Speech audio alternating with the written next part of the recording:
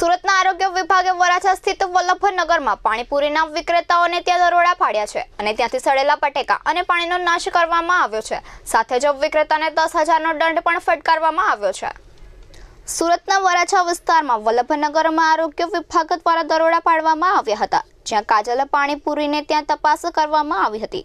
આરોગ્ય વિભાગની તપાસમાં ત્યાંથી સડેલા બટેકા, ખરાબ ચણા તેમજ ખરાબ વાસણમાં પાણી બનાવતું હોવાનું બહાર આવ્યું હતું, જેના કારણે આરોગ્ય વિભાગે લાલ આંખ કરી હતી અને વિક્રેતાને 10,000નો દંડ ફટકારવામાં આવ્યો હતો અને ખરાબ પાણીપુરીનો નાશ કરવામાં આવ્યો હતો।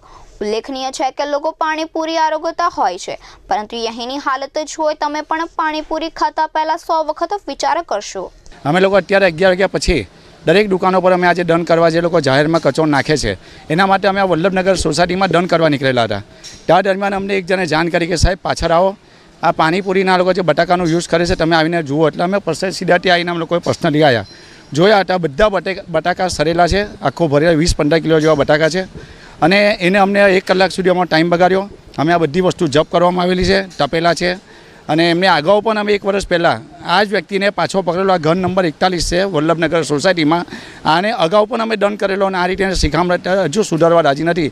બટાકા ખરાબ જ વાપરે છે, લોકો સારી વસ્તુ ખવડાવે અમને કોઈ અફસોસ નથી, ખરાબ બટાકા વાપરે છે અને ઘરમાં ઉંદર પણ એટલા છે અને લોકો મીઠા પાણીમાંથી જે બનાવે છે પાણી એમાં પાવડરનો ઉપયોગ કરે છે।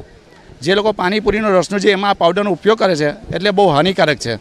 આજે એમને અમે પકડ્યા છે અને એટલે મીડિયા દ્વારા અમને આ થોડીક તમને પર્સનલી બોલાયા। કેટલા બટાકા અંદાજે પકડાયા? અંદાજે 15 થી 20 કિલો જેવા બટાકા છે, કાંદા 10 કિલો જેવા છે અને એમને આગળ ગંદકી પણ એટલી રાખે છે, એને પણ અમે આજે દંડ કરવાના છે। જો દંડ નહીં ભરે તો અમે પોલીસ કેસની કાર્યવાહી કરીશું। 10 साल से पानीपुरी का धंधा, तो क्या ऐसे सड़ेले बटे के लोगों को खिलाओ? वो तो गाय के लिए पड़ा था और ये अभी लाया हमें मार्केट से अच्छा बटाका, देख लो आप।